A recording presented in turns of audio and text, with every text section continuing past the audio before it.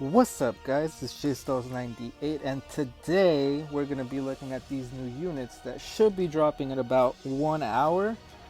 So Vegeta I think is obviously the LF that's going to be featured in this banner, but he's pretty bonkers. I mean, with his main ability he draws obviously his ultimate, but he also restores his ki by 50, increases his arts card draw speed by 2 levels.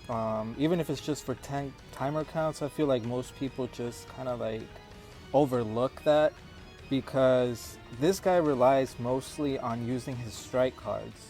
So basically what this means is that Vegeta himself gets 15% damage inflicted for 10 timer counts. Plus, he buffs up members of the God Ki and Vegeta family 10% per strike card or blast card that he uses. Even though 10 timer counts doesn't seem like a lot, keep in mind Kaioken Blue Goku's transformation lasts for 30 timer counts, so you're looking at basically a third of that time to be able to get your damage in. Not only that, but every time an ally from the Vegeta family or the Tag God Ki comes in, you're probably looking at maybe 40% to 50% damage up.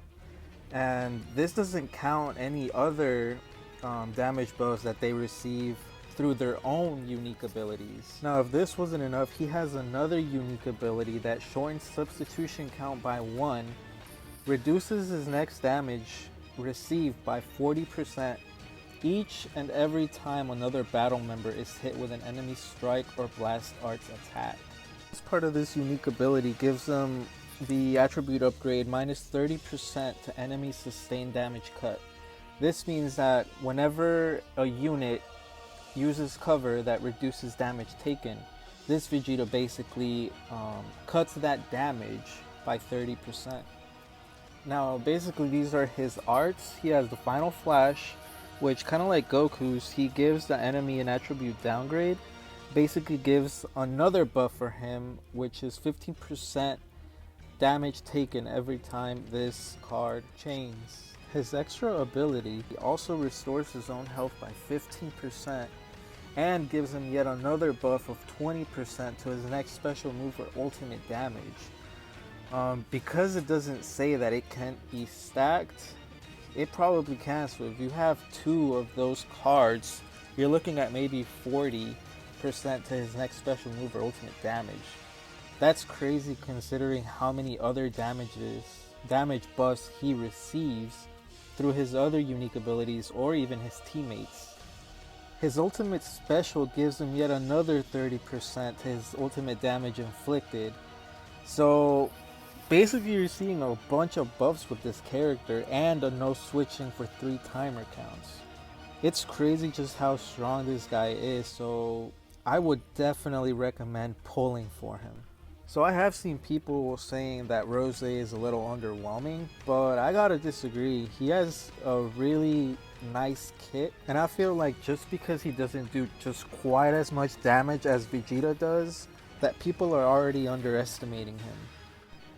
His main ability draws the ultimate card art and restores his own health by 20%. If this wasn't enough, he also nullifies his own unfavorable element factors for 30 timer counts. So basically what I think this means is that, for example, if Yellow Gohan locks you in and switches to LF Goku, you could nullify some of that damage that you would take if, for example, it was just a regular red character fighting against him. Now his unique ability is a little circumstantial, because he gets a 30% damage buff if his health is 75% or more for 15 timer counts. Also increases his art card draw speed by 1 level for 15 timer counts.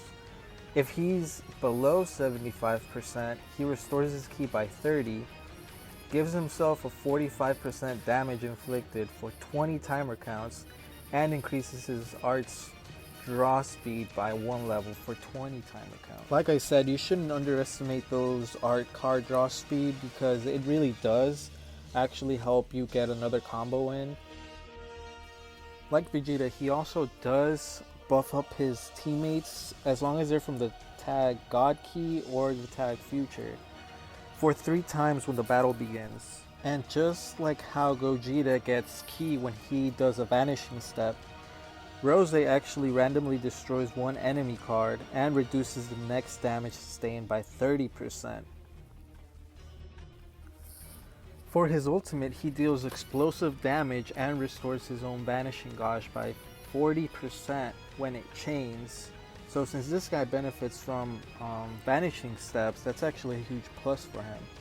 Not to mention it could get him out of situations, just like Goku, LF's green card gets him his vanishing gauge back.